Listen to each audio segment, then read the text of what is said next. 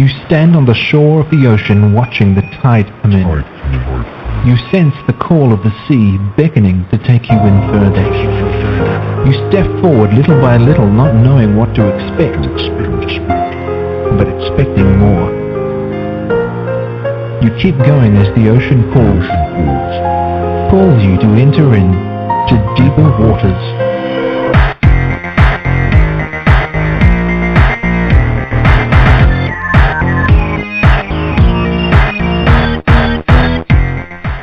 Everyone, and welcome to the Deeper Waters podcast. I am Nick Peters, your host, and we've got an interesting conversation that's going to be going on today. We're going to be talking about the world of art.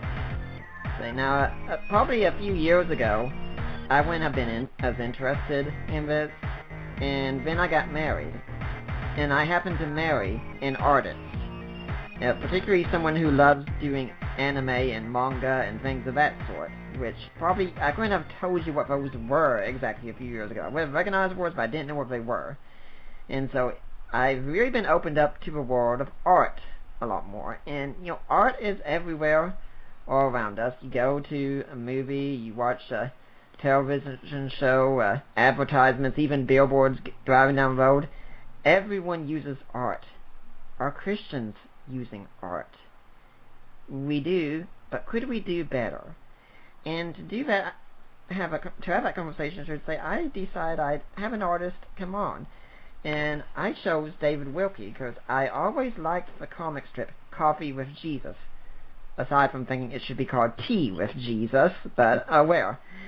And I was thrilled when I saw IVP actually carries the books of Coffee with Jesus. And I decided, why not have him come on? So, David Wilkie was born in Germany of a Californian Army father and a New York Italian mother. He considers himself a transcontinental American, though he's still trying to find a home state. From his earliest days, Dave was fascinated with the written word as well as the audio and visual arts. He enjoyed most the ability of all these mediums to make people laugh and think. Compelling audio montages became a hobby early on. He's held numerous and varied positions in his career that started in journalism. If you count delivering the Washington Post as a sixth grader as a job in journalism. He's been an advertising copywriter, creative director, producer, musician, on-air clergyman, fax repairman, and artist. Sometimes all at once.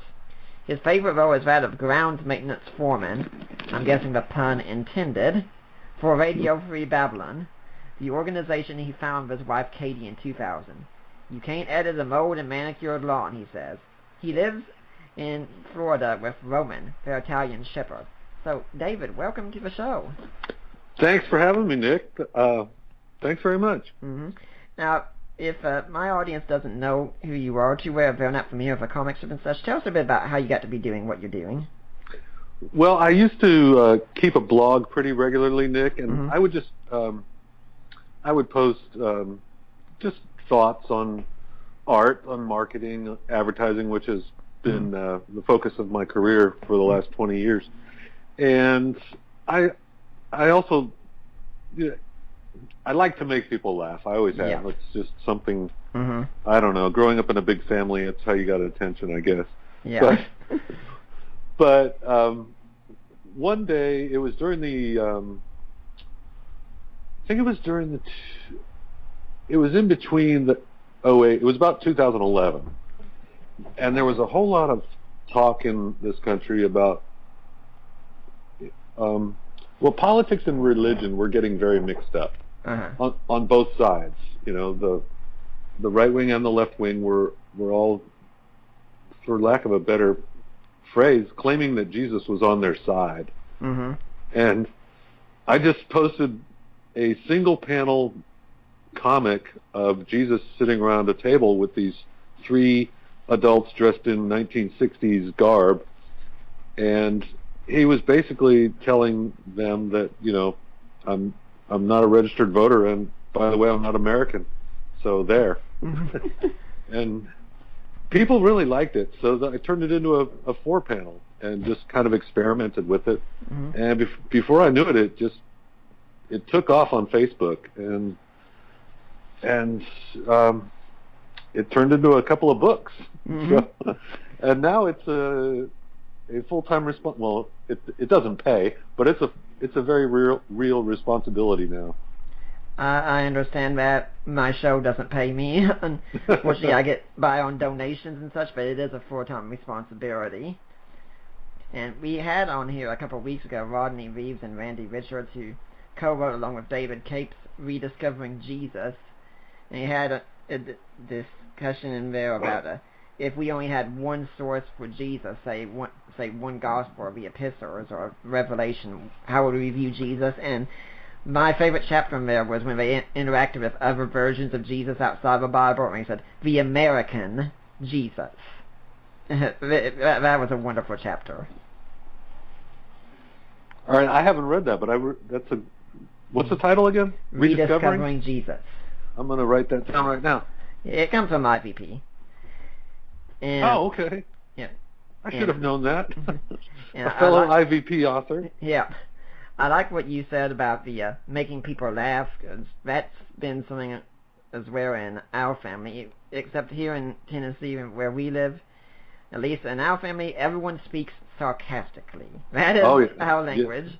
Yeah. When my wife came here, and she lived in Atlanta when I married her, and we lived in Charlotte at the time, then we came back here, and we went over to see my aunt one day, and Allie said, everyone speaks sarcastic around here, I don't get it. And my aunt said, oh yes, we all speak sarcastically, we all insult one another, but we don't really mean it. And I just said, we don't? Does your family have the phrase, bless his heart? No, we don't do that one, actually.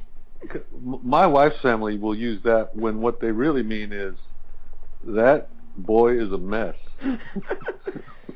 In fact, we go to a Celebrate Recovery around here for something that we got going on, and in the group that I'm in, they've come to realize I'm sarcastic, and they come to like it so much so that I wear one of two t-shirts. One that either says sarcasm, just one of my many talents, or National Sarcasm Society, like we need your support. and then of course, I have people tell me all the time that sometimes I can be patronizing, which by the way means I talk to people like they're stupid. Yeah, this is going to be a good interview. I can tell we're going to get along great. When I was doing research also, I put in your name in a search box and had something interesting come up. There was a Scottish painter named David Wilkie.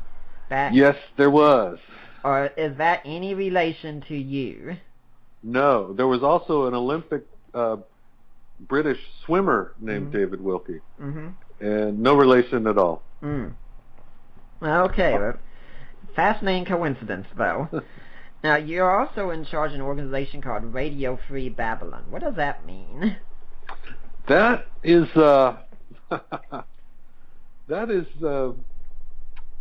well, Nick, I like to keep that one under wraps. It's a mysterious name for a reason, and it's Revelation 18. I'll point you there. If your listeners want to look it up, they can figure out why I call the organization Radio Free Babylon. Just go to Revelation 18. Okay, and what do you do at Radio Free Babylon? Because you said the comics started in 2011, but Radio Free Babylon started in 2000. Well, we were doing a podcast, my wife and I, and just life kind of took over, our jobs, and I was very interested in creating music for a good long while, and before I knew it, Coffee with Jesus kind of took over Radio Free Babylon. And when I started the organization back in 2000, my wife said, I was really struggling with what it was going to be, what it was supposed to be, what this mission was all about. And my wife said, you don't know what Radio Free Babylon is going to be. And she didn't mean that negatively. She was just meaning, let go and stop trying to treat it like some corporation. And she was absolutely right. I had no idea it would turn into a comic strip where Jesus is educating American Christians. Yeah, I found the same thing when I started Deeper Waters. I always wanted a ministry, but first it started with just a blog. Then I started posting regularly. Then a few years ago, after being interviewed on shows, and I thought, everyone's doing this podcast thing. I need to get started on that. And my father-in-law said, hey, you could have some guests come on every now and then. I thought, every now and then would be good. Except now it's turned to every single week, because that's apparently what people really want. And it's very little of me, and it's more about this. And I say, if anything I'm doing is making a major impact right now, it is this podcast. And things just go where you don't expect them to go. Yeah, it's so true. So, and I like what you said. It's not, it's not about you. Yeah. That's the reason you won't see my name on the comics on Facebook. I mean, naturally, I had to put my name on the book. Right. But even then, I struggled with my editor. Do I use a pen name? Because this isn't about me. And can it just be by Radio Free Babylon? And he's like, no, come on. You are who you are. Just put your name on it. Yep. Now, tell us about Coffee with Jesus. If someone isn't familiar with a comic strip, what can they expect when they read it? Well, it's a very simple 4-panel series. There are regular occurring characters: Carl, his wife Lisa, their friend Anne. Those three are all Christians. Their friend Kevin. Kevin was a Christian and is now on the agnostic track, but he still talks to Jesus. There is a clergyman by the name of Joe.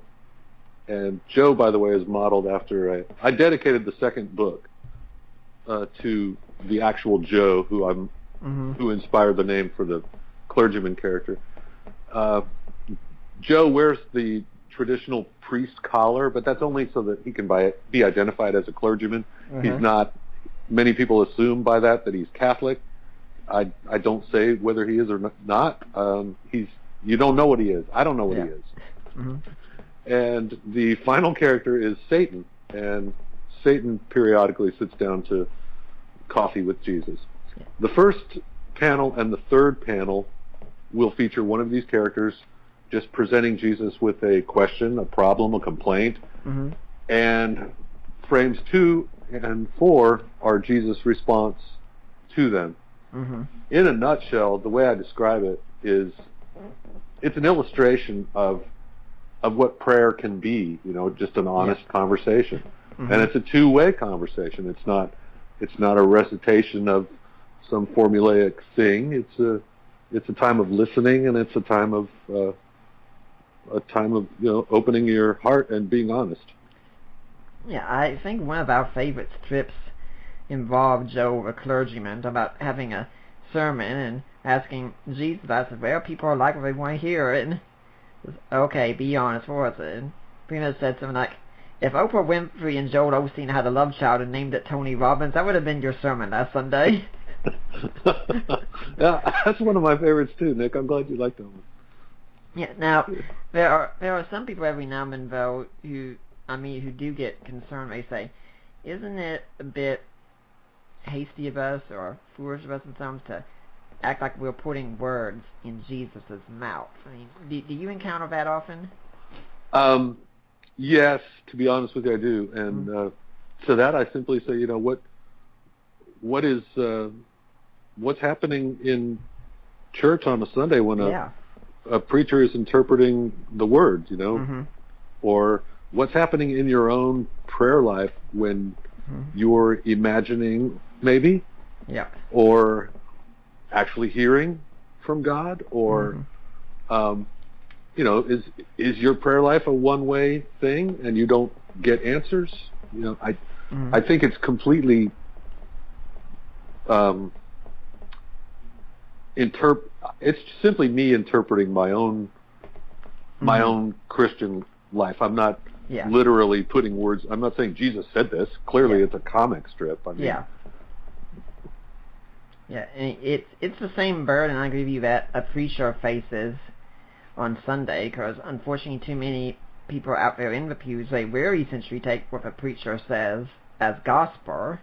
And so a preacher does have to be careful. I used to use a term a lot where I'd talk about what I called regurgitating Christians, where they didn't read the Bible for themselves, they didn't study for themselves, they just heard what their preacher said, and they didn't really digest it, they just puked it right back out again. That's very true. There's a preacher I really like to listen to by the name of Alistair Begg. Are you familiar with Truth for Life? Oh, yeah. I've listened to it quite a few times. He's a really good one. And he often tells his congregation, you're intelligent people. Look this up for yourselves. Don't take my word for it. I agree, because if people don't know how to look things up for themselves, it pretty much does become just a cult mentality out there for us. And there's no excuse. Right. I mean, now you've got your iPad and your phone with you pretty much 24/7. There's so many really cool Bible apps, or if you don't have one of those, just go to Google, and you'll almost always land on gotquestions.org, I think, is one of the really good ones. Are you familiar with that site? I think I've been there before. I think it's an apologetics site. Let me see. That guy's got a really good handle on... active. It's one I'm thinking for. It could be someone that I've actually done some debating on, but I really? Thought right here. I just can't. You know how these blogs and such have comment sections, and so many times I'll find myself on just debating and such. Sure. But, and I think there was no excuse today. I mean, in fact, just last month I had my birthday, and my in-laws sent me an Amazon gift card because they knew what I was wanting. They were just having a hard time finding it on Amazon. And what I ordered was a set of speakers for my Kindle Fire, so that if I'm driving, I can plug it in and my Kindle in, have them both charging the whole way and playing the whole way, and I can be reading my book at the same time. And heck, even nowadays, if I'm getting a shower, I turn that on and I listen to a book while I'm in there. Hey, why waste the time? That's man, I couldn't do that, Nick. Shower time is that's quiet time for me. Just... my wife likes to use them also for what she listens to on her iTouch and such. For my regular debate if it should be considered music or not, but oh well. So Nick, can I ask you a question or two? Sure. What's your regular job, your full-time job? What pays your bills? Right now, I don't really have anything, so it is donations, and Allie lives on disability, and so we have some of that come in, but mainly it's donations right now. That's one reason I stress it so much. I am working on a master's in New Testament, though, and once I get that master's, I could probably be teaching distance learning. And my in-laws, Mike and Debbie Lacona, I'm sure you know the name Mike Lacona, he's wanting to have me come on full-time for his ministry, and so they're raising funds right now for that. Now, Mike is did you say your father-in-law? Yes. Okay.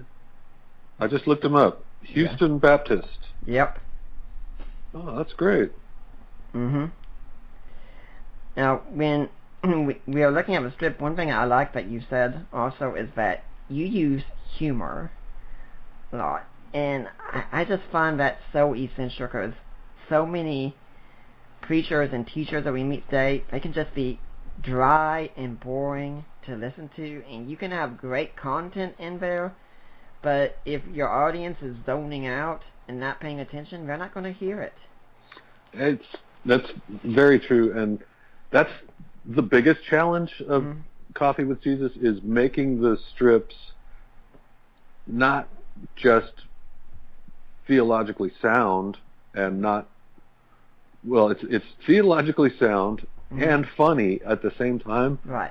It's a challenge, and sometimes I miss it, and oftentimes I miss it.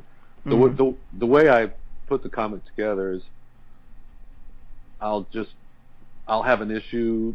It might be something I'm dealing with. It might be something I know somebody else is dealing with.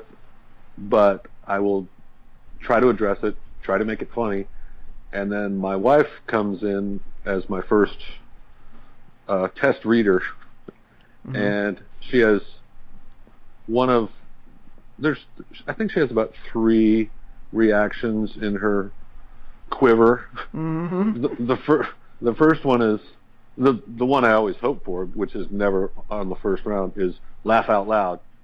I wrote one the other day. She not only laughed out loud, she gave me a hug. I was like, wow, I got a hug for a comic. That's amazing. I'm posting this one. That's all the motivation you need. Right.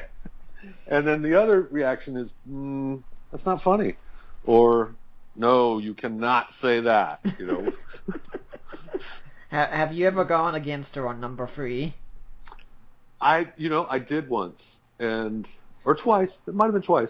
And they turned out to be very successful comics. And we went through a little couple-week period after that where she was going, no, don't ask me. What do I know? Clear. I was reading and asking, so after you put the comic, how was the couch that evening? Yeah. No, she's a good sport about it. G.K. Chesterton once wrote something there. He said that we often have this idea that funny and serious are opposites. The opposite of funny is just not funny, and the opposite of serious is not serious, and we shouldn't confuse those two as if you're funny, you're not serious, and if you're serious, you're not funny. Yeah, I just lost my train of thought. Oh, I remember. I don't know who said it, but there is truth in all humor. And I believe that. I mean, some of the best comics out there are simply observing humanity and society and reporting back to us about how silly we are or flat out stupid we are. I mean, that's all Mark Twain basically did. Yeah. I've also been told that although he's not held in the highest light right now, but Bill Cosby, if you went back to his routines, he never told jokes. Never told a joke. He just told the truth. Told what happened, and it was hysterical. I don't know what your TV watching habits are or anything, but a modern day, I think if this guy were to get serious, he would be the best preacher in the world, and that's Chris Rock. Because he does nothing but tell the truth. He can get a little raunchy at times, but when he's just talking about human relationships and society and politics, it's loaded with profanity often, too often, but he's just telling what he sees. Yeah, I've never watched him on television, but I have seen that video he's put about how to not get arrested by the police. And it's very straightforward. It's pretty much, don't break the law. Yeah. And I've also got over here in my library a book about the humor of Christ by Elton Trueblood. And I think we forget in our day and age that Jesus was actually a funny guy. He was telling jokes when he went around. Do you have an example? I'm trying to think of the one that I cited. The main one that I think about is where he talks about you can't remove a speck from your brother's eye until you take the log out of your own eye. Exactly. Or you strain at a gnat and swallow a camel. Or the camel through the eye of a needle. Right. Those were laugh lines. And his audience was often the poor and the rejected of society. Those people got what he was saying. He's poking fun. He's making people laugh. We have a tendency to read. It's too many years of. I don't know what it is, but there's a tendency, I think, on a lot of people's part, my own for a long time as well, to imagine.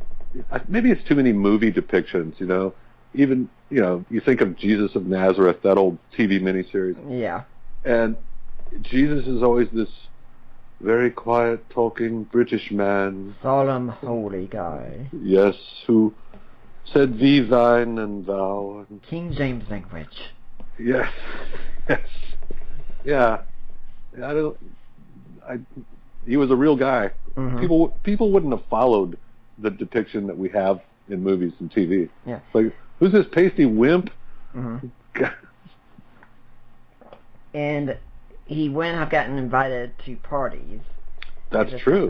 Hadn't happened. He gets invited to a wedding of Cana, and it's clear he hasn't done any miracles yet at this point. At least not the people, but he's got his disciples, and someone obviously said, Jesus is a pretty fun guy. Let's invite him to the wedding. Mm-hmm. Yeah, true. He didn't have a reputation at that point. Mm-hmm.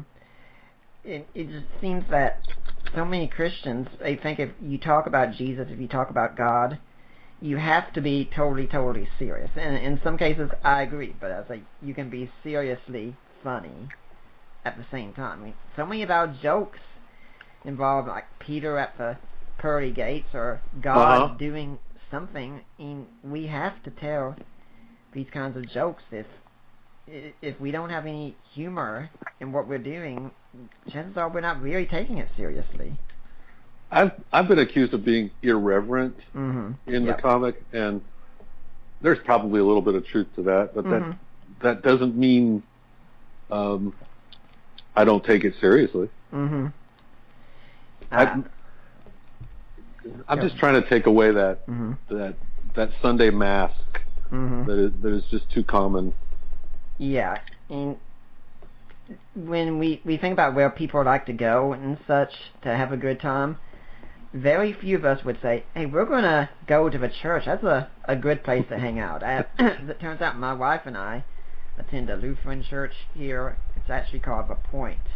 And we meet at a movie theater before the service starts, but this theater is at a mall. And we've got our own office at the mall, and there have been times we've been out around there because it's in the west part of town. We live in the more eastern part. We go, and we're going to be hanging out in town. We don't need to come away back home. Why don't we just go to the church office and hang out?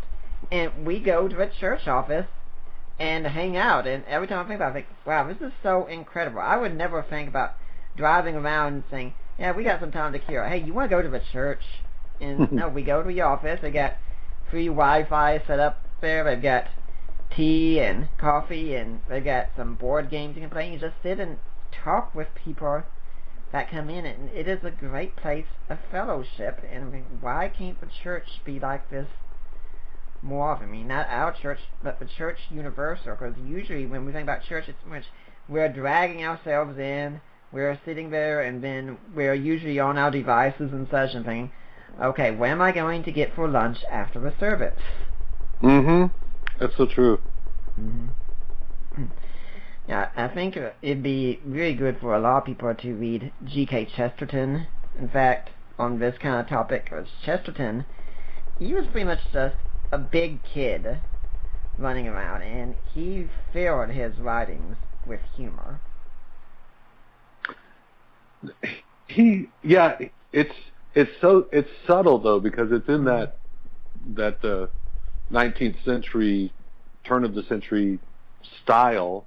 I often hear the sarcasm in Chesterton after the fact. Chesterton.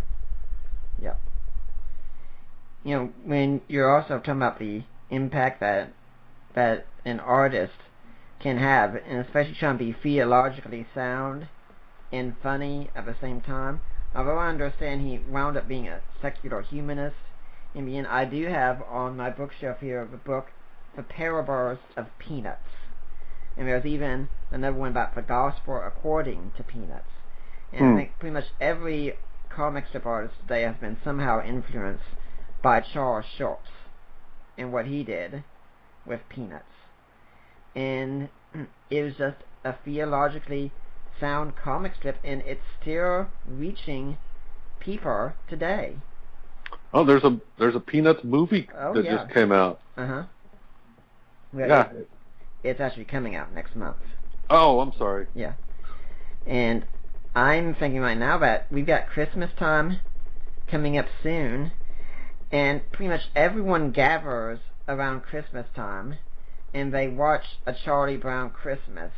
That's so true, yeah. And then right in the middle of that special, and by the way, it's my understanding they almost didn't put this scene in there, and I cannot imagine at all the show without that scene. But Linus goes to the center of the stage and talks about what Christmas is all about, and he's giving a straight narrative from the Gospel of Luke. And how many people are hearing that every year now? Yeah, yeah. Does it seem to you that we Christians are often downplaying what we can do with art? Oh, that's been a debate in the Christian community for years and years. I think it was Frankie Schaeffer that wrote Addicted to Mediocrity about Christians in the arts. I think we value art in the Christian community, but I don't think we give our best, honestly. I mean, I worked in the Christian music industry, at least in the radio side of it, for a couple of years, and the quality of contemporary Christian music was just so second rate. I mean, as far as production values, song structure, it was lyrically, it was just. I'm sorry, but I can't listen to lyrics from a 19-year-old girl who's in effect being a minister. That's what they were calling themselves, music ministers. And it was, the industry had taken over the ministry, and I'm sorry, I'm on a soapbox here. Keep going. But it was lacking quality. It was just second rate. I'm surprised at how starved I've discovered people are for Christian humor, and I'm delighted that they've, latched onto this comic strip. But yeah, I think we do downplay it and don't value it as much as we could, or use it as effectively as we might. We were talking about reverence and humor and seriousness. I remember it was years ago. I was living in Missouri, and a newspaper reporter went out to visit these, I believe they were Trappists. I don't know what type of monk they were, but they had a little community out in the hills, and their big business was making fruitcake, which, of course, Christmas was their big season. And just as a human interest story, a reporter went out to visit these monks, I think might have stayed the night, and was just struck by the quietness of their surroundings and their lack of technology, and finally asked them, "What do you guys do for entertainment?" And the monk, I don't know how he said it, but to me it was just the most profound answer. He said, "We watch the seasons change. We watch the dogs play." And when you watch a dog play with another dog, it makes you laugh. It makes it's fun. It's funny. It's not slapstick. Nobody's getting hurt. No one's being insulted. It's just a good time. It's laugh-inducing, and there's humor there. Yeah, I can't help but think about the old joke that we all know the reason the internet was invented, so we could all share pictures of cats. Yeah, that's still going on. I walked into a woman's office this week at work, and she's watching cat videos. It was just... it's going on so much.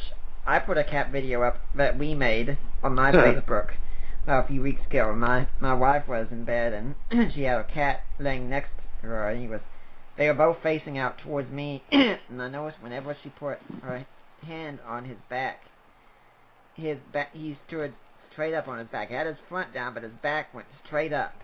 And I said, "Hon, we have to do something with this. We have to have some fun with it." So I started recording and said, "Okay, everyone, exercise time with Shiro," and up, and she put her hand on his back, and up, and down, and up, and down, and up, and down. Oh, that's good.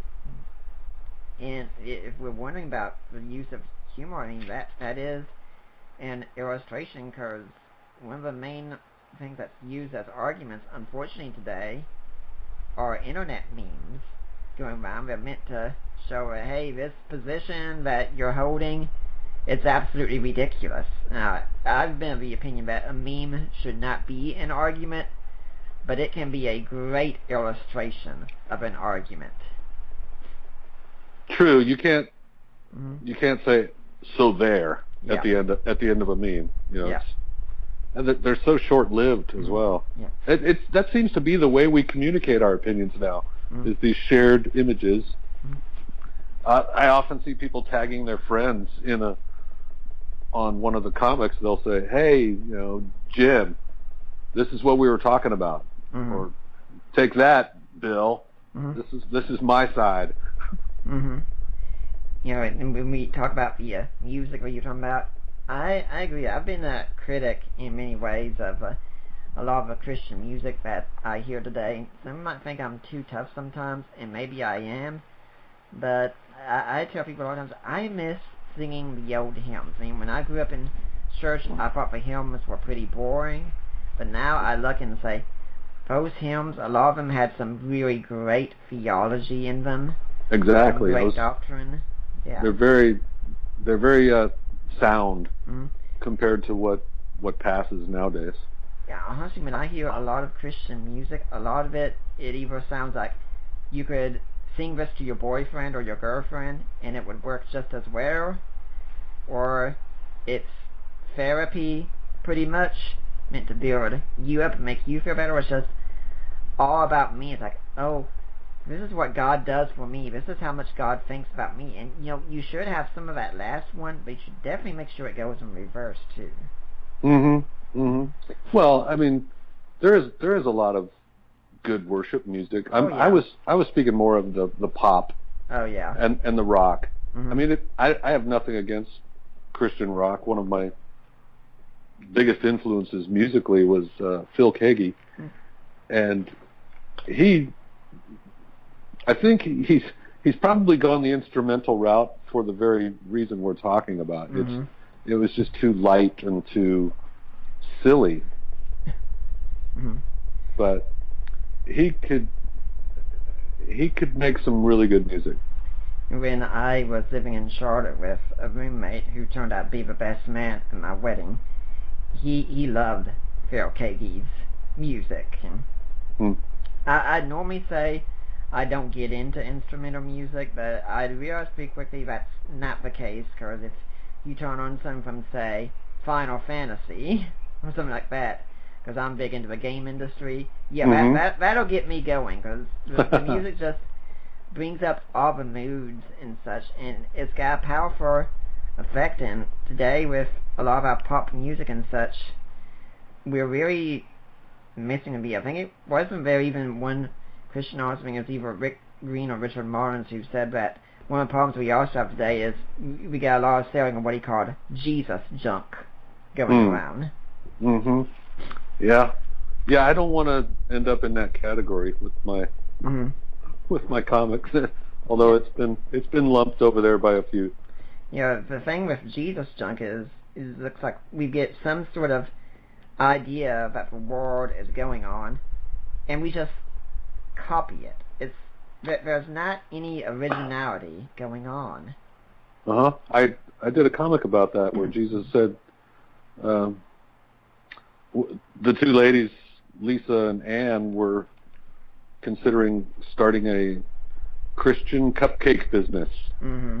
And basically Jesus calls them out and says, isn't that what Christians do? Just take a popular trend and slap a cross on it and call it Christian. And didn't you have one also with Jesus saying, and exactly how many souls has your Christian fish bumper sticker won over? Yeah. There's a danger in having those.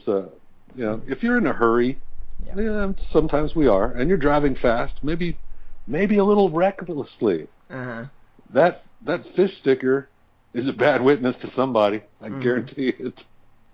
It makes it seem today also that people think they can just strap on a T-shirt that says something about Jesus and go out and just walk around and say, "Hey, I've done my evangelism today." Well, no, you haven't. Yeah. Would another area of concern the art world you be Christian movies and television as well? Because for the most part, it just seems so sappy and cheesy to me. one of the things that seems to drive me nuts about a lot of Christian movies is I think we have to spell the gospel out explicitly every single time because, this audience is too stupid to get it on their own. Even the most celebrated quote-unquote, the first problem is when a movie gets labeled Christian. Yeah. Instantly, you've lost most of your potential audience, and now you're just going to be trying to go the Last Temptation of Christ route and get the churches to go see your movie. No, sorry, wrong movie. Passion of the Christ. Yeah. Yeah. The other one was Scorsese's blasphemous drivel. Anyway, sorry. The most celebrated in recent memory in the Christian film quote category was Steve Taylor's directed it. It was called Blue Like Jazz, I think. And it did that very thing, where it tried to be edgy. There was drinking, there was smoking, maybe there was a little bit of light profanity, but in the end they had to do the spell out the gospel thing, and the horrible character has the light turned on for him, and it doesn't have to be so blatant. It can be symbolic. It can be I mean, well, you know what I'm saying. Yeah, well, I think the prime example that we could use of this was a guy who passed away over 50 years ago, C.S. Lewis. And how perfect. He wrote for Chronicles of Narnia, and I've even heard some atheists debating on a show like Unbelievable right about Narnia. Said, I didn't even realize what was going on until years later. And then sometimes they can be angry. Say, I couldn't believe I had the gospel being preached to me in a book series. And my wife and I have gone to see all of the movies so far, and we're thrilled that the Silver Chair is coming out. Definitely want to go see all of them if we can. And when we saw the last one, we were in Atlanta with my in-laws to go see it. Saw it in 3D, really nice. And we were so stunned that they kept that line in there with Aslan saying to one of the children, saying, "In your world, I am known by a different name. Perhaps the reason you came here to know me here is that you might know me better there." And I understand C.S. Lewis's grandson was heavily involved with the movies, and he fought tooth and nail to keep that line in there. Oh, that's amazing. And then going on from there, we can talk about Lord of the Rings has become geekdom entirely. Oh, 100%. Yeah, but those two were buddies. Yeah. Tolkien and Lewis. And I like to watch The Big Bang Theory. That's some of my entertainment.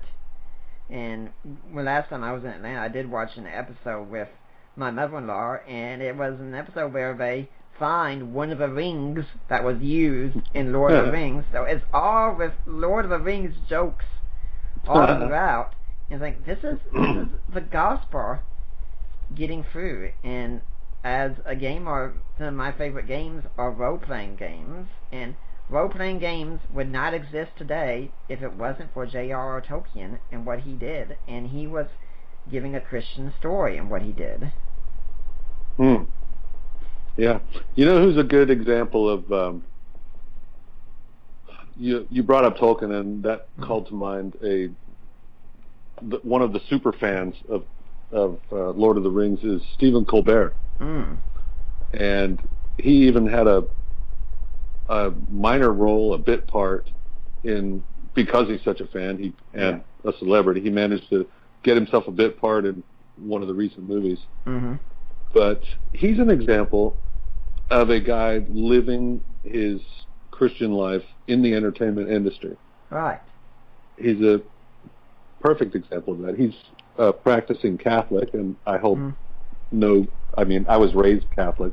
I am not anymore, but I oftentimes in Protestant circles, Catholics aren't even considered Christians.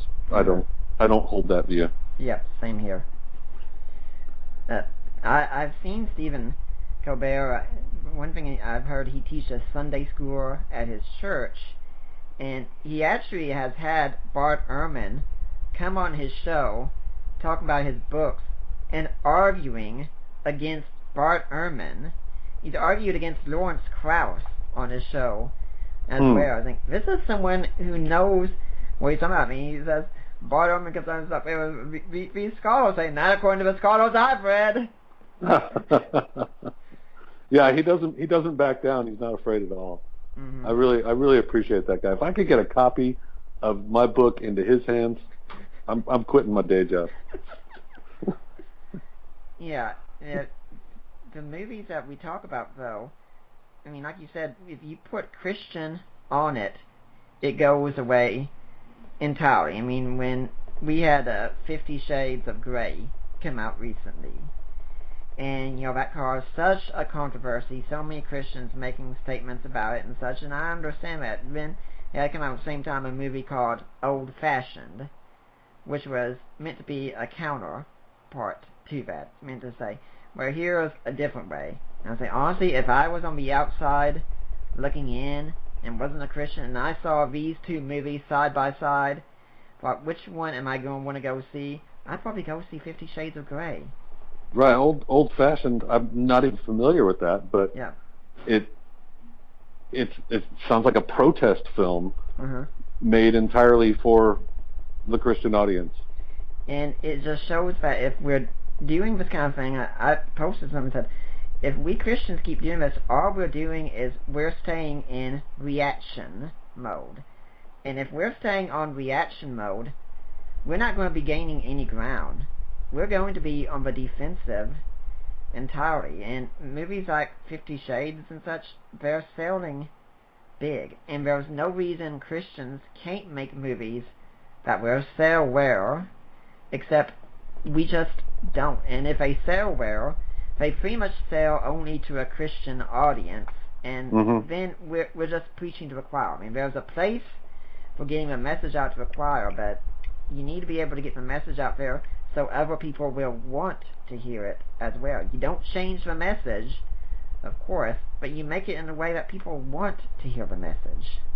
Right, and that's kind of what I hope is happening with Coffee with Jesus. I used to read the comments. I don't anymore, simply because they just I can't.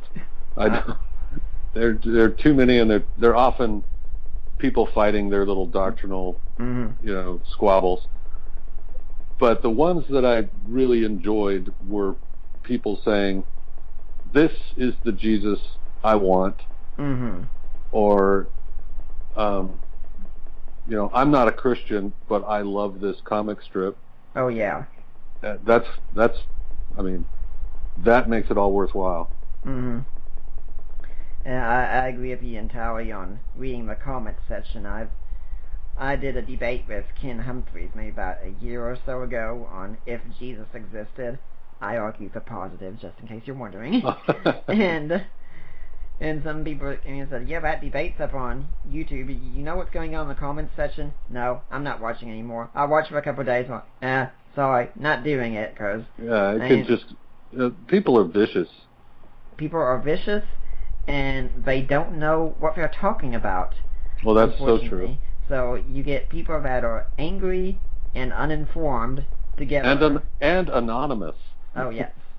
So I'm hiding here behind a fake name in my house in wherever, and you'll never see me, but I can call you names and spout my nonsense. It happens in everything. I mean, it doesn't matter. The news story could be about a car crash, and it'll turn into a political debate in the comments.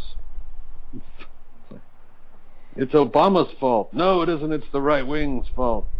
Yeah, one of my friends put something on Facebook recently about how there were two things on top of an internet search they did, and one of them was atheists complaining about Christians using everything they can to advance Christianity, taking advantage of any tragedy, any event. And the very next one was, where was God when this tragedy occurred?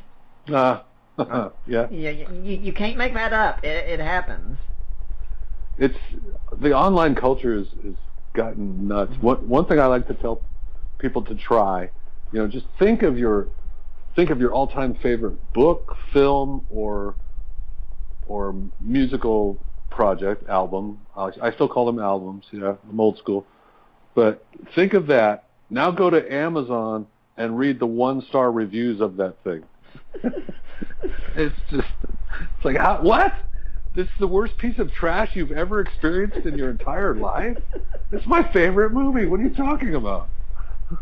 Of course, to be fair, I have to read a lot of books, and I read a lot of books I disagree with, and there are a number of books I've given 1 star to on Amazon, but trust me, I say much more than, this is a piece of trash. I'll go all out, and if I read a really bad atheist book sometimes, that is going to be a very long blog entry that day, and I've even had to sometimes put a link up on Amazon and say, yeah, my whole review of this is too long, just click the link in the comment section. There you go. Here, because that's all that's needed. That when we were talking about the pop culture and such, another aspect I'm thinking of is that Christian television, for most part, it's usually pretty abysmal. Not much on there to really draw an audience in, and frankly, my wife and I usually just sit down and watch some of these television preachers, if they're on, just to see how bad they are many times. We've made a joke that the way these preachers talk, I said, I'd like to imagine, can you think about these people going through a fast food line in the drive-thru if they talk the exact same way? Yes, I'd like to get a Whopper, and I want a larger fryer with that, and give me a milkshake. Like, yeah, when they get on the pulpit, they talk this way. Like, do they talk this way all the time, or is this just a show they are putting on for their audience? And a lot of it is, it's a way to whip up emotion. And just stir the crowd. There's who was I thinking of? I won't name names, but yeah, a lot of preachers, unfortunately, are actors. Yeah. And there's a stage persona that they adopt that is, people can respond to it. The guy will say, I heard a guy once in San Diego, and he was doing that Carnival Barker, tent revival routine, and the audience was a little bit stoic, and I didn't say congregation, because it was an audience, and that was completely subconscious. I didn't intend to say that, but he stops and he goes, how can y'all sit there so quiet when I'm preaching so good? Can I hear an amen? I need some noise. I need some noise. Feedback for me here, people. I'm entertaining you, aren't I? Yeah, I always get very concerned when I hear a preacher ask someone to say amen. Because it's pretty much saying, hey, I need you all to build me up and affirm me and tell me I'm making good points, because apparently my points aren't good enough on their own for you to just say that spontaneously. Right. There's the founder, I believe, of the Word of Faith movement, Kenneth Hagin. I used to listen to a lot of Christian radio when I lived in Missouri, and he was in the lineup. They weren't very discriminating. But, James Dobson followed by the Kenneth Hagin or whatever. Yeah. And he would go, he'd be in the middle of preaching, and he'd stop and he'd go, hallelujah. And the audience would be mildly responsive, so he'd scream it again. I said hallelujah. Like, you guys are not with me here. Come on. This is, gotta whip you up. Music, they do that with music too. You're talking about hymns versus some of the sappier stuff. A lot of that is, I feel like we're tearing Christianity apart here, Nick. We shouldn't be. But, a lot of it's mood music. Let's get you emotional. You know, whenever I've preached a sermon, I've always tried to throw a lot of humor in there. If you don't tell a joke every few minutes or so, say something funny or amusing, your audience is just going to lose interest, especially today because of the internet. Our attention spans have been absolutely killed. I mean, you see things like too long, didn't read, and if you don't catch someone's attention in the first 20 or 30 seconds or so of what you're saying, they're not going to pay attention to really anything that you're saying the whole time. That's so true. That's why my comic is only 4 pounds long. But I work in advertising, and so yeah, you got to catch them right now. And now with YouTube, companies have the ability to create. It's crazy. They'll call them commercials, but they'll be 3 minutes long. Yeah. It's like, I see 3 minutes on a YouTube video. I'm sorry, I'm out. I'm not even going to start playing. It's 3 minutes long. Not happening. And when you spoke about commercials, I think the ones that we remember the most, and no doubt do good for their products and companies the most, are the funny ones. Yeah, usually. Yeah. I just shared with my own mother and my mother-in-law the other day, for instance, because we were talking about cats, and I shared the Geico commercial, the guy drowning in quicksand, going, go get help, and there was a cat just sitting there ignoring, and we said, if you're a cat, you ignore people. That's what you do. And it's so hysterical because we're cat owners, and yep, that's exactly what a cat does. And every time someone goes out and shares a commercial like that, Geico gets free publicity. Yeah, and Geico has I think their advertising agency is still Martin in Richmond, Virginia, but think of all the different campaigns that Geico has. I mean, they had the caveman, they've got the lizard, they've got completely off the wall funny stuff like that. They're not locked into one thing. I feel sorry for the ad agency that has the Chick-fil-A account. All you get to work with are these cows. Right lines for cows. It's like, oh, please. And the thing is that Christian things aren't being shared that way. We're talking about the Geico commercial or the State Farm commercial or things like that, but there's nothing funny around, hey, look what these Christians have produced. Isn't this hysterical? I mean, we become just a culture unto ourselves, pretty much. Yeah, and one of the comments I really like on the comic is, are you guys Christian? I can't tell. Yeah. It's like, that's awesome. As a matter of fact, yes, we are. For some people who might be curious, I mean, I understand, because sometimes I like it when I'm in a debate and I'm arguing a point and someone can't tell if I'm Christian or not because of the content of it in some ways. Like, this is a point anyone could make, and sometimes it is. So why is it that you like it when people just don't know right off if you're a Christian or not? Well, it's usually because the issue being addressed is not a traditional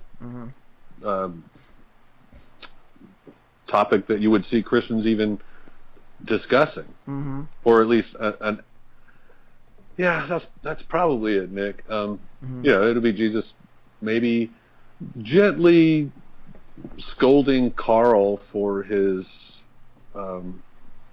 wandering eye. Oh yeah. Something like that, or Kevin. There's one that the editor almost didn't put in the book, but they finally relented and let me put it in. And Kevin goes to Jesus back when Kevin was a Christian, and he says, Jesus, I've found the woman of my dreams. She's the one. This is the one, Jesus. Oh, thank you. And Jesus says, the heart is deceitful above all things, Kevin, and desperately corrupt. Who can understand it? And Kevin says, you're speaking in code, Jesus. What are you trying to say? He says, be careful which body part is making decisions for you. Any clearer? Yeah, when you were talking about the one with Carl, I think I was talking about, I think it was when he goes up to Jesus and he says, so Jesus, you're saying that everything that you do inside, every word that you say in secret will be shouted from rooftops, everything's going to be shown one day at judgment? Yep, or even your Google searches are going to be shown. And he just has this blank look that's, it's not going to be pretty. Yeah. Yeah, I'm really thankful that kind of thing got stuck in. Goes, that is exactly what the church needs to hear sometimes. We need a slap across the face sometimes. Yeah, that's... I try to balance the slaps with, some love. Yeah. And love sometimes has to be conveyed with a slap. It does. There was a comic recently that I thought would do better than it has, but it was Kevin starts with, God is love, right, Jesus? Mm-hmm. And Jesus says, well, before you go down that road, Kevin, love, quotes, does not mean look the other way, it's all good, anything goes, permissiveness. Mm-hmm. And Kevin says, wow, Jesus, you make God sound like, I don't know, some kind of... And Jesus finishes the sentence for him and says, loving Father, Kevin? I'd like to remind everyone right now that you're listening to a Deeper Waters podcast. Right now my guest is David Wilkie, author and artist behind Coffee with Jesus. But if you're listening next week, as you probably know, next Saturday is Halloween. And I'd like to always have someone on as a guest around Halloween time who's familiar with the occult and such, and deals with the paranormal and things of that sort. I'm going to be having my friend Mark Hunneman join me. He's the author of the book Seeing Ghosts Through God's Eyes. So we're going to be talking about ghosts, Halloween, things of that sort. So if you're interested in that kind of thing, be listening next weekend. Even if you're not interested, I encourage you to listen anyway, because I'm going to have an interesting show still. But for now, let's get back to David Wilkie. And when you were talking about that, I remember I was driving with my wife recently. She's about with some people she was with, and how they have a tendency to say, love is love, and main talking about the homosexual debate. And I said, the thing that's so problematic that statement is, it's vacuous. It's not really saying anything. And for an example, I said, what if I told you quantum physics is quantum physics? I said, I don't know what quantum physics is. I said, well, neither do I really, but you know what? What I've told you is absolutely true. Quantum physics is quantum physics. That can't be denied. But that doesn't tell you what it is. So when people say love is love, well, the main thing we're wondering is, okay, I get that, but what's love? Yeah.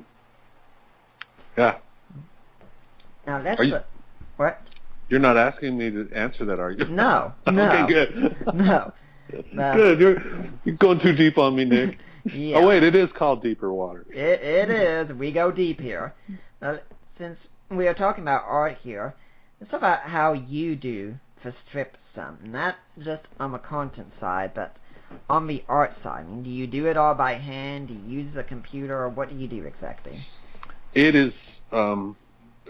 it's a Photoshop file well, actually, it was very unwieldy in the beginning because I had a multiple layered Photoshop document. And the original artwork of the main four characters, Carl, Ann, Lisa, Kevin, they came from stock clip art from the 1960s. I've seen, somebody actually sent me a picture of a high school cookbook from 1963, and there are the four characters sitting around the table. And it was a kick. But it's so old that it's royalty free. Yeah. And the image of Jesus is a slightly modified actual Sunday school clip art Jesus face stuck on the body of. If you look at Kevin and look at Jesus, you'll notice they're the same exact body, just reversed. And the character of Joe, I drew not by hand, but in Photoshop. So basically, whenever it's a new character's turn, I just bring up their blank Photoshop document. All the characters are there, and I fill in the words. Mm-hmm. Sometimes I turn on the layer that has Carl frowning. Sometimes I'll turn on Carl's stubble or his glasses or his hat.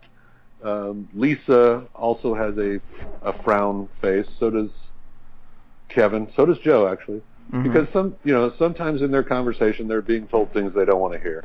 Yeah. And so I just like to show them. Or they start off down, they're just not feeling it today, Jesus. Mm-hmm.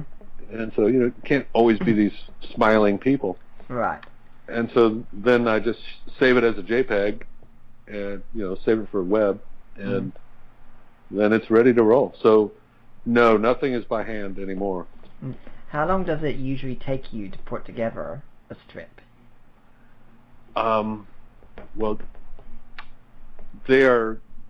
I keep the Notes app in your iPhone, if you have one.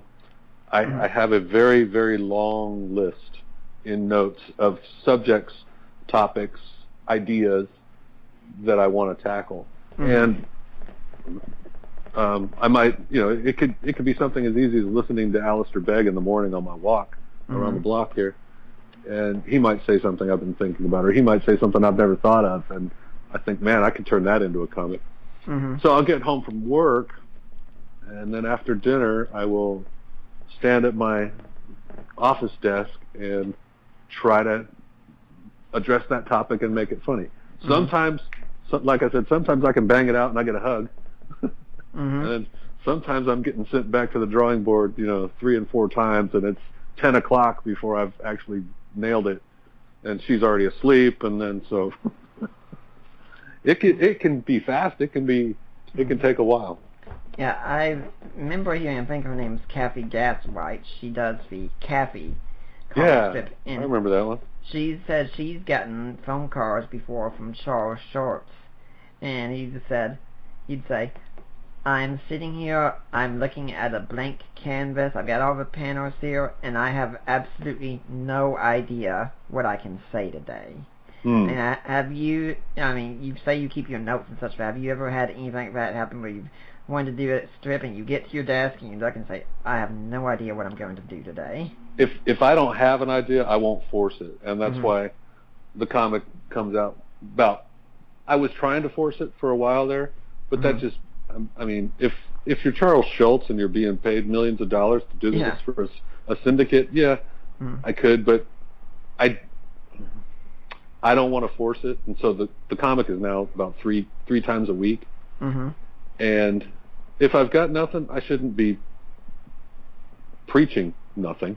I don't want to, because like we said in the beginning, it's a responsibility. People look to this comic for their morning laugh / inspiration, and if I'm just throwing out whatever, I feel like I'm phoning it in and not even taking it seriously. Because we Christians need to strive to do our best in all we do. I met Allie the other day, and she's talking about a friend of hers and talking about what he said his favorite Bible verse was, and it was about from Genesis, when you went think about Abraham falling on his face before God. Why is that your favorite? Because I'd probably do the same thing. And I said, well, hon, you might be surprised at one of my, what I'd say, life verses is, and the main one is, it's 1 Corinthians 10:31. And I said, I don't know that one. I said, a lot of people probably don't know it right off, but it's in the context of Paul talking about meat offered to idols for the Corinthian church. And he says the issue, isn't about what you eat or drink, and he says, whatsoever you eat or drink, whatever you do, do it all for the glory of God. Well, that is a good verse to live by. That's very true. It's I've had some very menial jobs in my life, and I'd find myself resenting them. Yeah. And at a very low point in my life, I was forced to take a job on a landscaping crew as a lawnmower and a weed eater, and very minimal wage.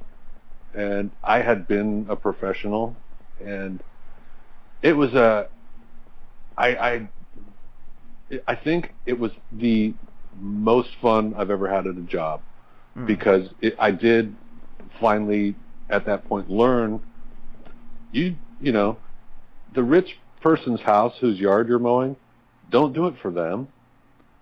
Don't, as the lady backs her Mercedes down the driveway and won't even look out the window at you low-life landscapers, don't do it for her.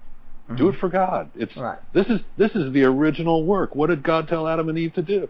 Tend the garden. Look at you. You get to tend the garden. You're out in nature. You're mowing grass and making it look pretty. And so when we would blow the yard off, I would imagine God looking down on that yard and going, "Nice job, guys." Yeah.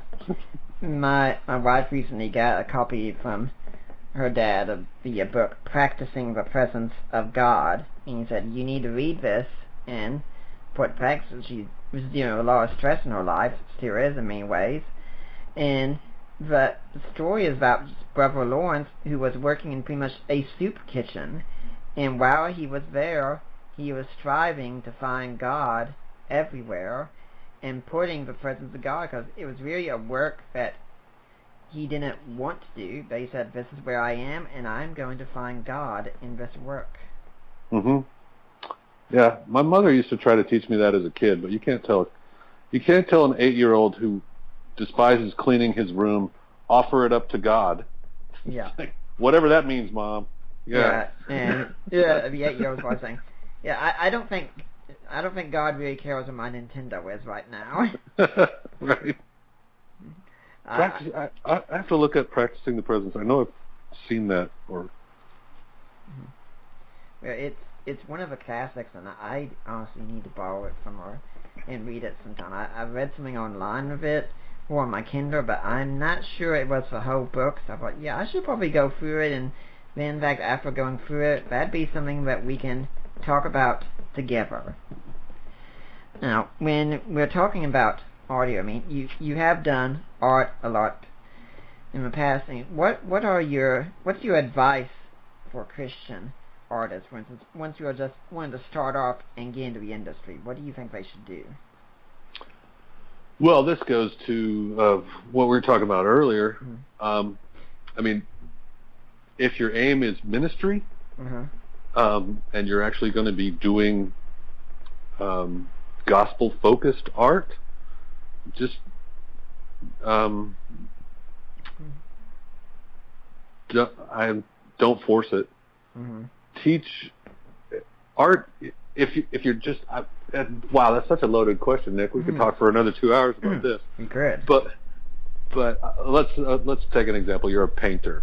Okay. What do you want the viewer to get from your painting? Do you want to show the love of God? Do you want to show the beauty of God's creation? Do you want to show the compassion of humanity as can be expressed through Christ? That's so hard. Then there's the flip side. Does it have to be, because you are a Christian and an artist, does it have to be quote unquote Christian? Right.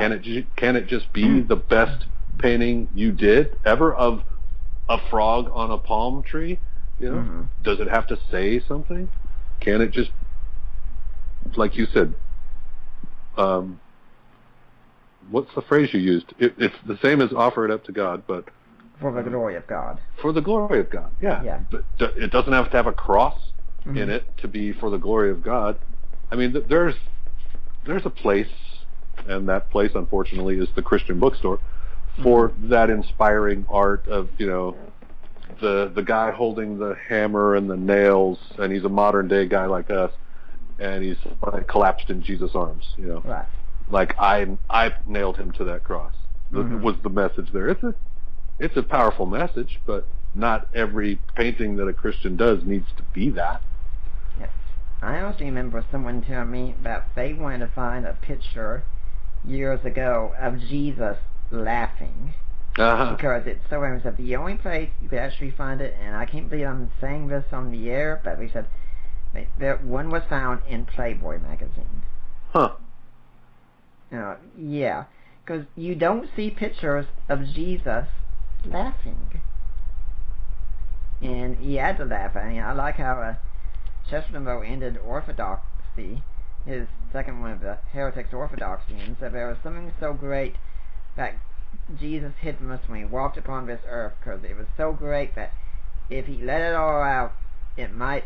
War probably contains that I often thought fancy there was somebody hid amongst us when he walked upon this earth, and I have often thought that it was his mirth.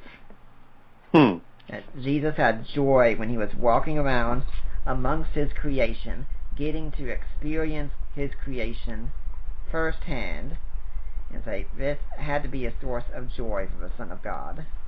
Surely, yeah. Now, don't you wonder though? Didn't he say, "Wow, these frail bodies, man.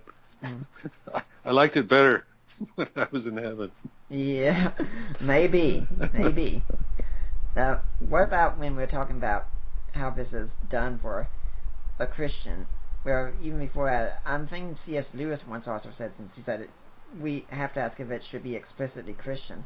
C.S. Lewis once said, can you imagine the impact we could have on Christianity if you wanted to be an astronomer, for instance, and the best book on astronomy was written by a Christian? Or if you want to be a doctor, and the best book on medicine was written by a Christian? What if Christians were holding this place in academia, not going out there and explicitly saying they're Christians, but everyone hey, if you really want to learn this stuff and you want to do it well, you go to the Christians. That's, I think that was, where did I read that? I think they were referring to the Amish, and no, it might have been early.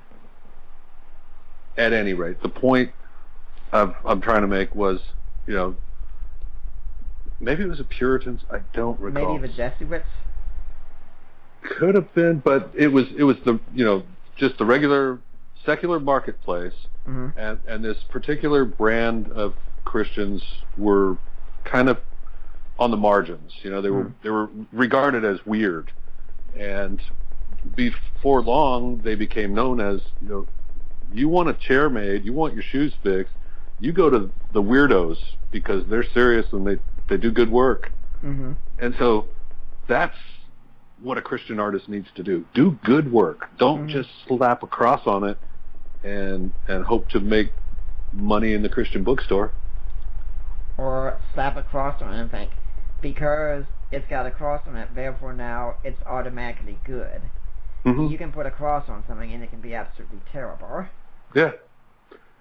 I don't know if this is the place to even talk about this, but the Coffee with Jesus comics have been hijacked by a group on Reddit, and they also have a bogus Facebook page. And I gather that the people that are doing this are children, or at the very most college age, because they will take my characters and Jesus and put incredibly profane and crude things in the panels. I've stopped worrying about them. They kind of died off. I think they had their fun and moved on. But yeah, that was not the place for that comment, Dave. What are you doing? I was in fact thinking, if in such a way you could in fact take that as a compliment. You can say, hey, you're out there, you're noticing me, you're noticing work, and when you share this stuff, you're just telling people more about what I'm doing, so thank you so much. Well, yeah, and it's taught me one of the hardest things ever to do, and that's pray for your enemies. Oh, yeah. It's the internet. What are you going to do? Tell them cease and desist? They're just going to laugh at you and post a letter of your cease and desist and mock it. Yeah. So these guys, clearly they have a atheistic bent, or they're angry at God for whatever reason, or don't believe God exists, whatever. Pray for them the very things you pray for yourself. Health, financial well-being, peace, joy, and please make them stop God. Yeah. I wrote a blog recently on justice, probably in the past month or two or so. And one thing I noticed when I pray is that when we pray, we're very quick to pray for justice for people who wrong us. We're very quick to pray for mercy for ourselves. And we don't seem to ever really reverse those two a lot of times. You don't say, God, you should be just with me and be merciful with my enemies. Yeah. Well, yeah, we'd all be dead if God was just with us. We were actually at a couple's event at our church last night, and the guy was, said, I read this and I thought it would be applicable for marriage today for our topic, and it was some sections from the Bible, and one of them started was, love your enemies. I got down and said, I find it very odd to start, but you're starting to talk on marriage and saying, love your enemies. Is there something you're wanting to tell us about here? Yeah. Then you can go back to Chester, who said, Jesus said, love your family and love your enemies, and he said it was because usually these two are the same people. Yeah, that's so true. Yeah, I'd like to remind everyone that this is the Deeper Waters podcast, and based on what I was asked earlier, everything we do here is listener supported. We strive to bring you the best in Christian apologetics and such, and if you want to help to be a part of that, to support it, and like I said, I'm working on my master's. I could really use your support right now. I'm not like the Sarcasm Society. I do need your support. And if you want to do that, go to deeperwaters.ddns.net. Although we'll tell you, we have some problems with the site as it is now, so we're thinking of switching over to another server, and that's another way we could use your support here. But if you go there, you'll find a link on the side that says, help support the work of Deeper Waters Christian Ministry. You click there, it'll take you to Risen Jesus. That's the ministry of my in-laws, and they're the ones wanting to bring me on board, and you can make a donation there. But if you make that donation there, it is tax deductible, and you need to contact me then, or Mike and Debbie, and say, hey, I made a donation. I want to go to Nick Peters. I want to go to Deeper Waters. They'll make sure we get it, and like I said, it is tax deductible. You can support us through Amazon by buying books that are on the e-store that we've got. And I have done a lot of work on that lately. I think it is entirely up to date. As far as I know, even Coffee with Jesus is there. And what it means is you go to the e-store. You've heard about a book on the short show. You go to the e-store. You buy the book at the same price that you would already buy it on Amazon. But Amazon takes some of what you bought and gives it to us. And that really helps us out a lot. And if you hear about a book on the show and you don't see it in the store, maybe I overlooked it or something, feel free to contact me and say, hey, can you put this book in the store? And I can see about doing that. You can also buy some of the books that I've written or co-written, such as Defining Inerrancy or A Creed for the Ages, which is, that last one's the one that I've written individually on my own. Look at the Apostles' Creed. I've got a few others there, and anyone you buy, that really helps us out. And if you buy a book, please be kind enough to leave a review on the site, hoping it's a positive review. And if you really like this show, please go to iTunes and leave us a positive review. I really like seeing those good reviews. And then finally, you can support us through purchasing jewelry. So you go to our link there and you click in. The access code is LOVE, and my friend Lena Klester runs that. It's Premier Jewelers. And I suppose you got the anniversary coming up, or her birthday coming up. And trust me, guys, you better not forget any of those days.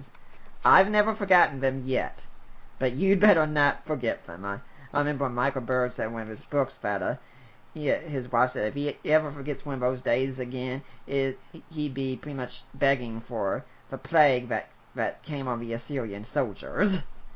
But I suppose you got that event coming up, and you want to buy some jewelry for your lady.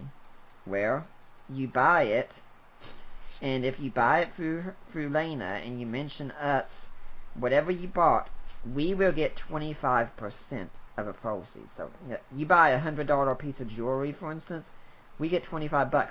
You've gotten something special for your lady. You're going to win with that, and you made a donation to a ministry at the same time. I mean, that's a really hard deal to beat. Now, David, do you have any organization or ministry that you'd like to see people donate to?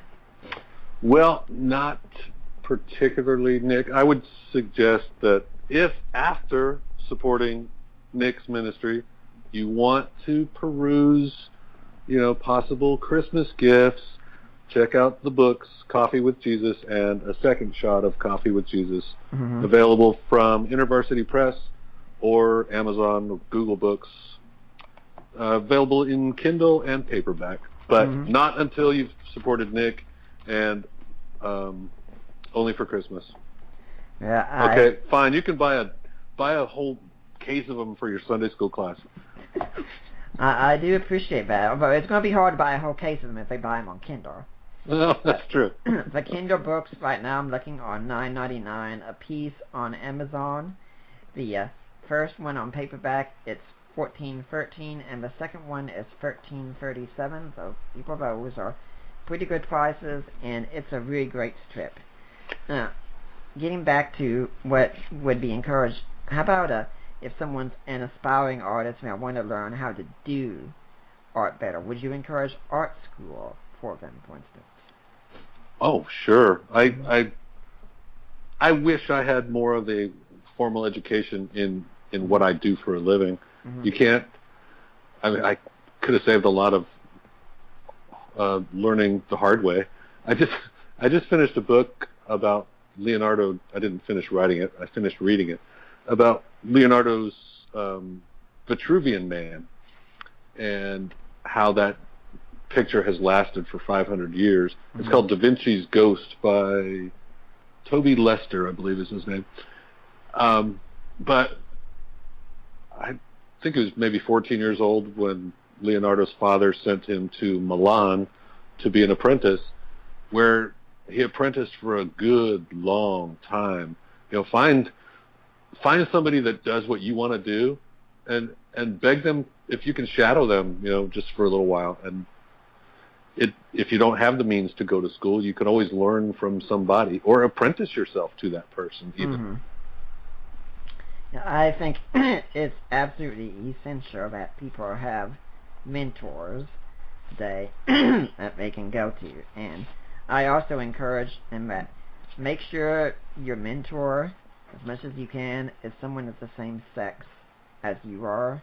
That's good advice. Yeah, because they understand what you're going through better. I have a guy who I really admire, and I contacted him and said, I'm going to improve my spiritual walk. I don't pray the way that I should. I don't do that kind of thing enough, and I want to do better.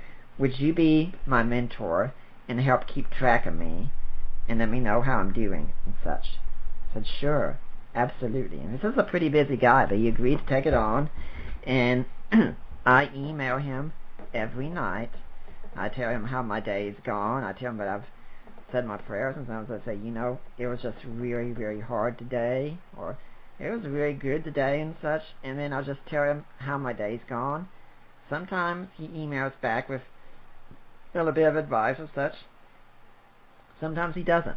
But he tells me, and I have no reason to doubt, he says, I read everything you send. And he's been a good mentor to me anyways. I've simply I've written and said, hey, what do you think of this? And he'll give me some input, and it's a guy I really look up to, and this is just something really essential. I mean, I have a lot of other mentor figures, but this is one person that I've said, I really want you to be the one who's going to keep track of me, keep tabs of me, and every now and then I have people come to me who want to get my help on something. I think some of them look to me as a mentor figure, and I remember hearing someone say recently that in a good Christian life, you should be being discipled constantly, and you should disciple someone else constantly. It's good. I got my first job in radio I just really wanted to work in radio, and so I went to this Christian radio station and said, I will work for free for a month. Just let me in the door. You don't even have to pay me. And they hired me. I mean, that's not always going to happen, but there are internships. There are ways to learn. Let's suppose we got someone who might not have the means to go to school. right now, but they really like art, and they want to do it better, and are not sure what to do. What kind of advice would you give them? Well, the tools available to you online are amazing. Mm-hmm. I mean, you can learn to play guitar now from YouTube. Mm-hmm. You can, pick up whatever it is you want to do, mm-hmm. and go ahead and fail at it. Yeah. I mean, I have zero formal training in Photoshop, but I've just through trial and error learned a lot of fun stuff. Also through the tutoring tools that are available. Do you have an example, Nick? We could, well, if it's writing that you want to be better at, mm-hmm. read good writers. Mm-hmm. If it's we talked about Phil Kagi earlier. Yeah. I played guitar. I haven't. Mm-hmm. My guitar's right across the room from me right now. I can see it, and it has dust on it.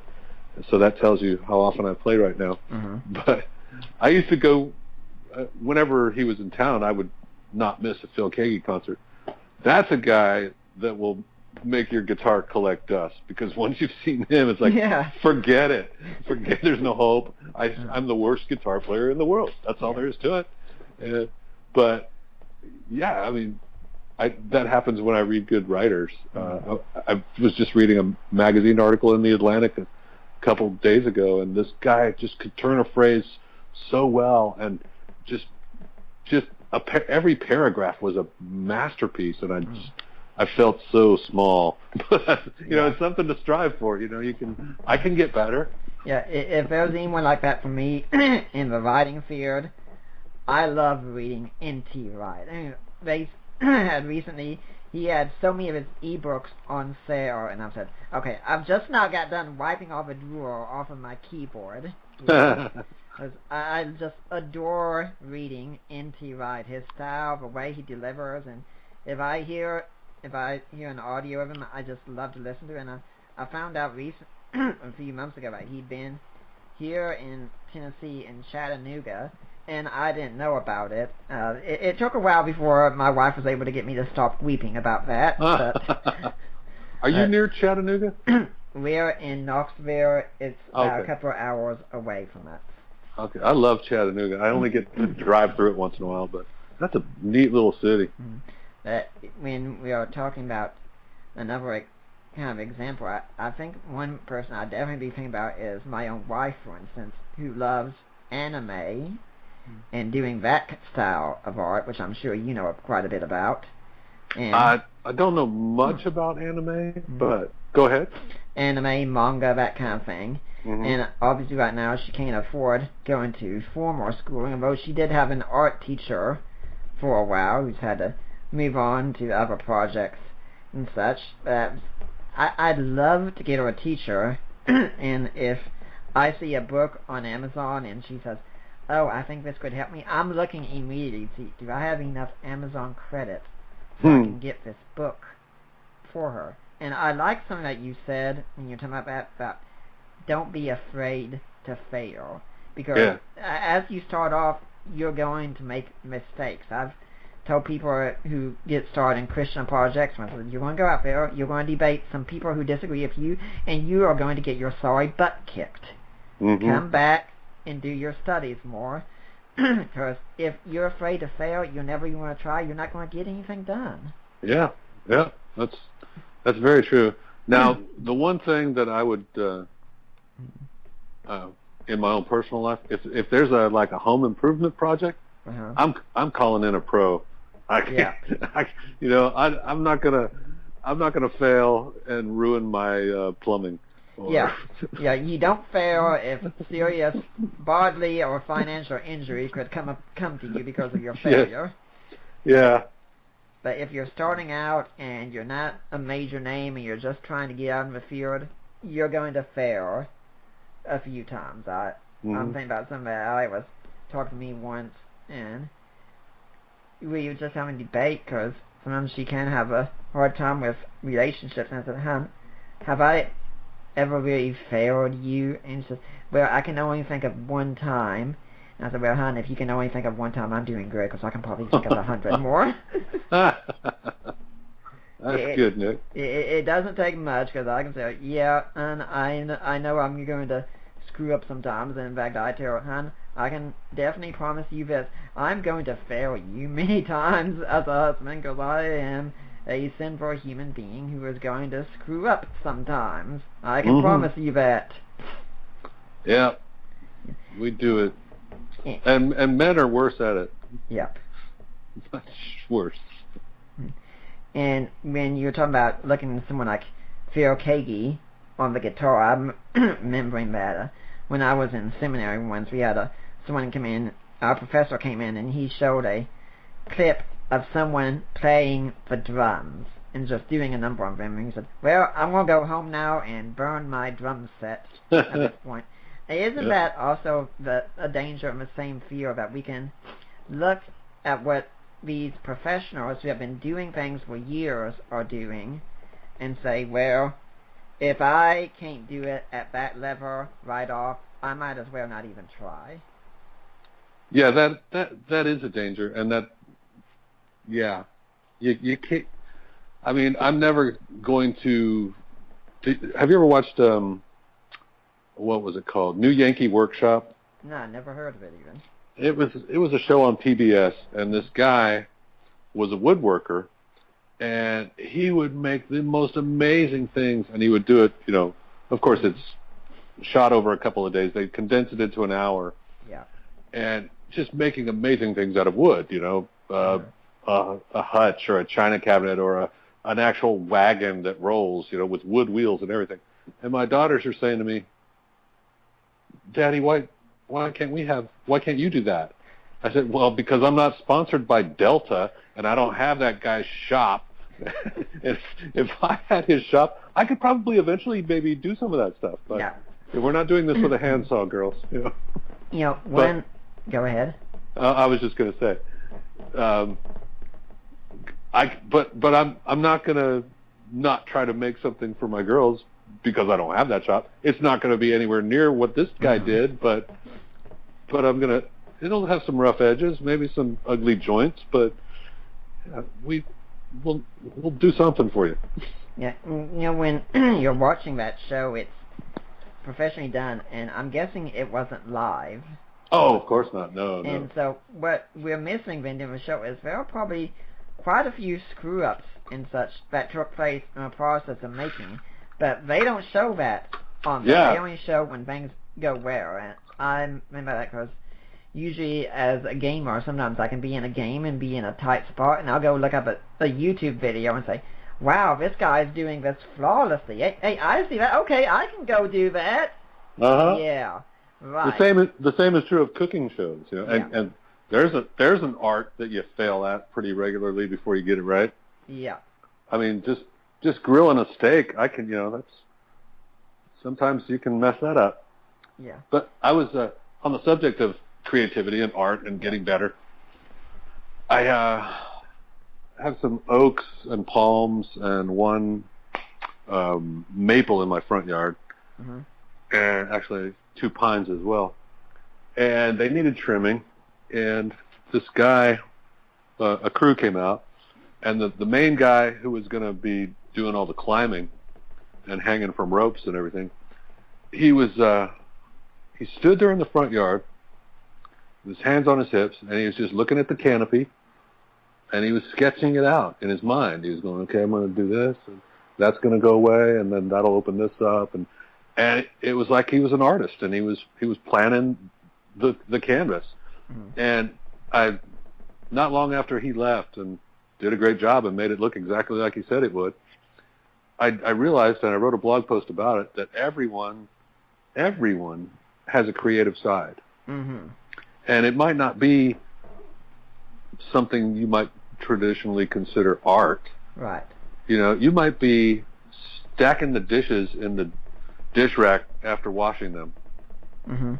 Just the way you do that involves creativity. I'm going to put the plates here. I'm going to balance this knife over here. Oh, well, it's getting full. This pot is going to have to hang off of that. And by the end, it's a modern art sculpture.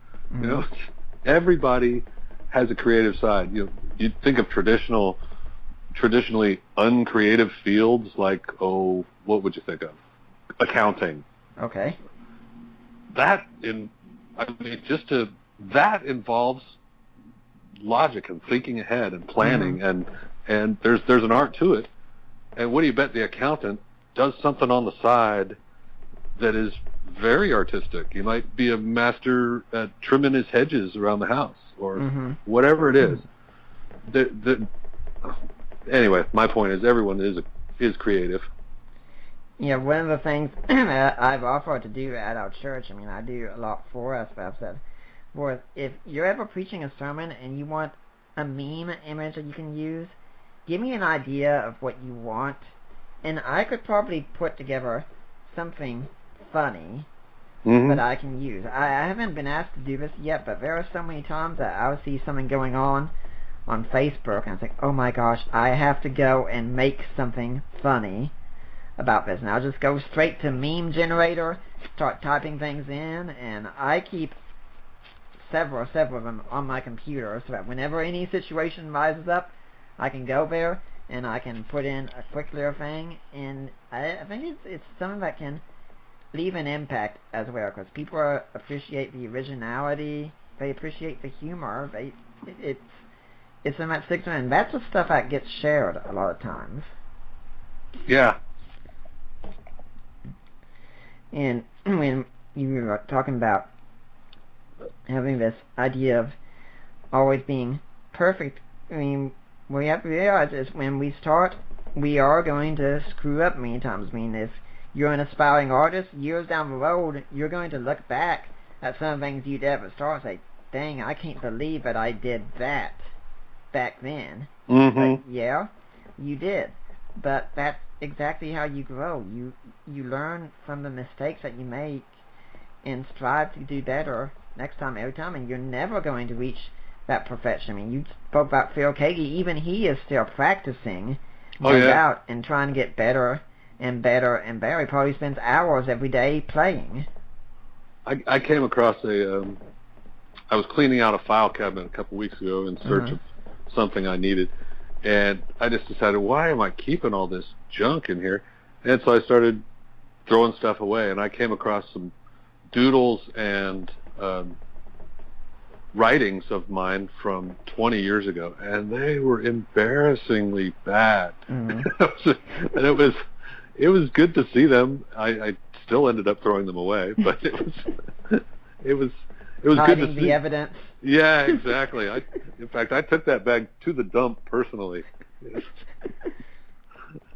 But it was good to recognize that, okay, you've grown as an artist. You're better than that guy. Yeah. I heard someone talking recently, I've been my own pastor, about being someone who is a master pianist. What does it take? What goes into being a master pianist? He said, about 6 to 8 hours of practice every day. I don't even know if I could have done something like that. But at the same time, if you really love the field, you have to. I've told my wife, I said, hon, I love Christian apologetics. There are many times I actually do not want to sit down and be reading a book. I would rather be doing a whole lot of other things, but I know what needs to be done. And then the very humorous part is, as soon as I sit down and really get into it, I find myself enjoying myself immensely and saying, why would I be wanting to do anything else here? You got to have a passion for it. And that's one reason why I probably couldn't be as much of an artist, although Allie does think that I've got a lot more artistic ability than I have. I drew a picture of a cartoon character for one time when she was sick. I tried to draw a picture of her, and it turned out terrible. And she said, yeah, drawing people, real people as they are, is extremely difficult. Then I drew a picture of a character for her, and she said, did you trace this?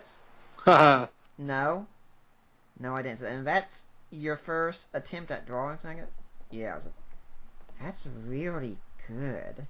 And so every now and then I'll try and get out her pencils and such and draw something for her that I think she'll like. Well, that's awesome.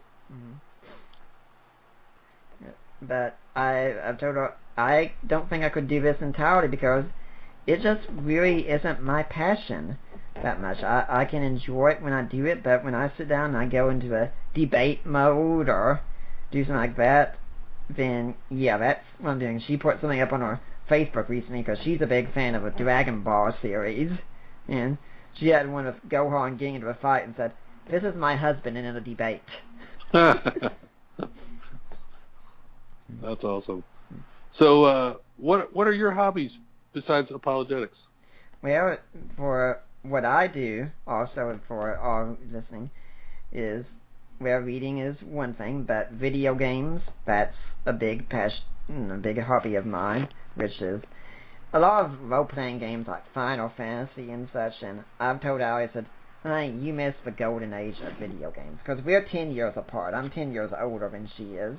Mm-hmm. So when the Super Nintendo and such came out, that was the golden age. Everything great right now just builds on that.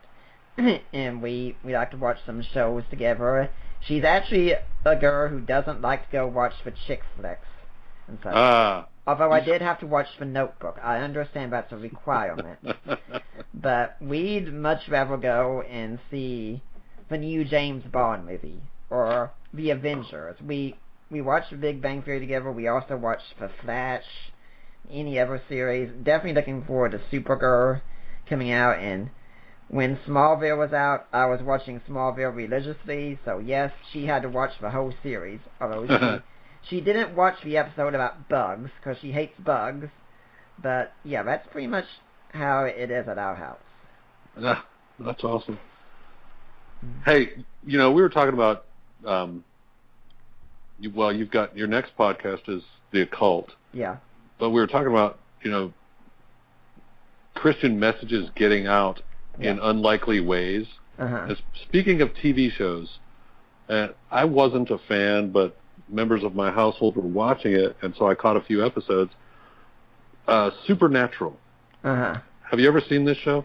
I've seen 1 or 2 episodes. I don't get into it because it's really not good for my wife to see that kind of stuff. She can get caught up into it easily, but I understand. Okay. One episode I definitely did watch, it was like Pac-Man Fever, about them being trapped in a video game. I saw previews. I said, "Okay, hon, I have to see this. I have to see what this is like." But go ahead.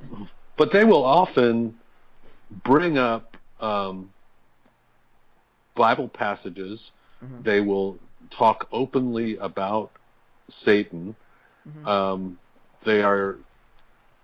It's very, while it's very extra biblical, mm-hmm. they are almost, very often they are referencing the Bible. They are at least sparking, I think, an interest in their audience mm-hmm. to look into these things.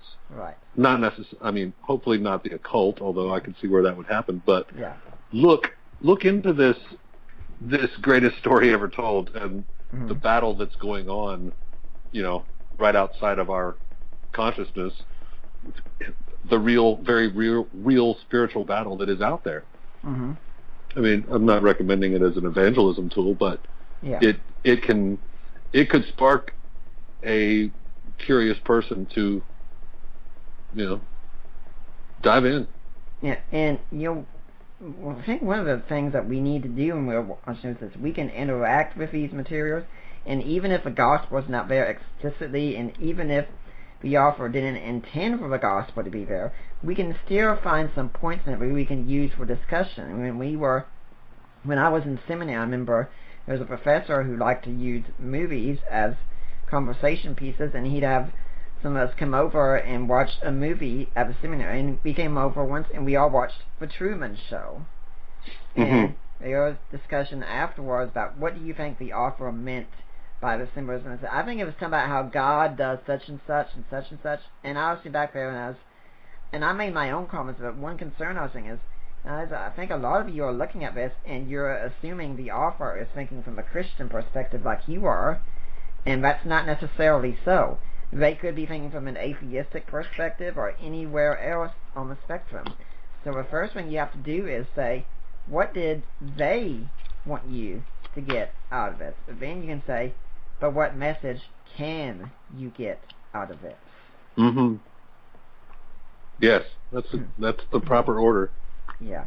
If we try and make everything explicitly Christian, we're not going to do it. I mean, the Star Trek series, for instance, I actually never got into it. I know a lot of people are going to be shocked at that, but I never got into it. But it's my understanding that Gene Roddenberry's fine. He was very much a secular humanist. Oh, so yeah. The show was not Christian in any way whatsoever. But, I know so many people who can look and say, we can find things in there that we can still use in our evangelism. I remember someone telling me years ago that if you ever have a story, you got a hero and a villain, somewhere in there you do have the gospel. And that gets us to what C.S. Lewis said when he said, when the gospel came, we see hints of it all over the world already with dying and rising figures and such, but then when Christianity came, it's the myth that became true. That's C.S. Lewis, huh? Yeah. Wow. Yeah, he said, why should it be surprised? The story was already written. I mean, we see the same thing in day-to-day life. You plant a seed, it dies, and up comes something new. And he said, and this is what we have going on. I've got here in my library some books, for instance. I've got I Like the Monk series when it was on. Adrian Monk, the obsessive-compulsive detective. Oh, yeah. Yeah. My parents thought I was Monk. And I've got Mr. Monk and philosophy, for instance, where you have people who look at these pop culture icons and such and say, hey, let's write philosophy about them. And it's so excellent.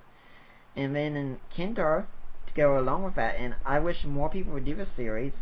Like I said, I grew up in the classic gaming industry. Legend of Zelda was one of my favorites. And I've got The Legend of Zelda and Theology, where an author and some of his friends wrote from a Christian perspective and said, here are some Christian themes we find in the Zelda series. Now this is what the church needs to be doing, because you're not likely to go to a water cooler and get someone talking about that last sermon that you saw on TV recently, but you can get them talking about their favorite movie, their favorite TV show, and you can go from there and get something done with that. Nicely said, Nick. Now, we are getting close to sometime we're going to have to wrap up. What other tips, if any, can you think of that you would give to aspiring artists out there in the field who are wanting to go out there and get their work recognized as well? Well, obviously, social media is what worked for me. Oh, yeah. Although I'm really starting to get frustrated with the ever-changing rules of Facebook. Social media is a great free opportunity to get your stuff in front of a lot of people. Don't be afraid to promote it first to your friends. Just get them to like your page, or at least link to it. That's when Facebook first was offering custom names after Facebook.com/ Radio Free Babylon. You needed I think it was something as little as 25 likes in order to be eligible for that. So I just told all my friends, hey, I really want this private or personalized domain. Please go like my page. And they did, and I got 25, and so I was able to secure that domain for free. Yeah. And use the people in your world. I mean, don't use them. Yeah. But well, if your wife, obviously you're going to be her first page like, you would be, and her parents and her friends. But aside from getting back to our earlier discussion, not just getting it out there, but just start. Just start and fail, and watch and learn, and find somebody that does it and mimic them. Don't steal from them, but see what's working for them. in whatever particular field that is that you're hoping to get good at. And it could be a lot of these times someone would love to mentor you. I mean, I think the person who mentors me, I think he did it also because there are so many people that he gets to teach sometimes, but to have just one person you can pour yourself into, a lot of people would really love that. Because that's something you can pass on all the learning that you've got, and there's someone who really wants it. So a lot of people could be thrilled to have a chance to be a mentor to someone. Yeah. Other people won't have time, but, you got to respect that. And I agree with you on social media. It's free advertising. I mean, the main reason I'm on social media, not interacting with friends and such, is because this is how I can best broadcast what I'm doing to the world. And it's not a bad idea. I've done this. I have probably 6 different Twitter accounts.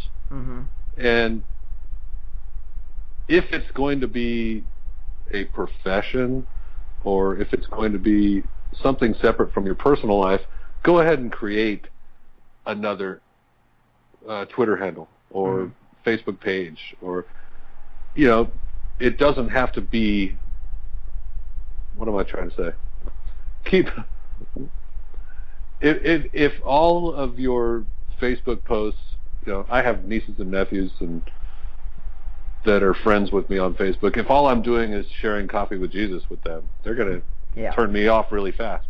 Yeah. And they won't hear anything from Uncle Dave. But so I have a separate account for my stuff like Coffee with Jesus, and then I'm my own self. I'm just Uncle David. Other places.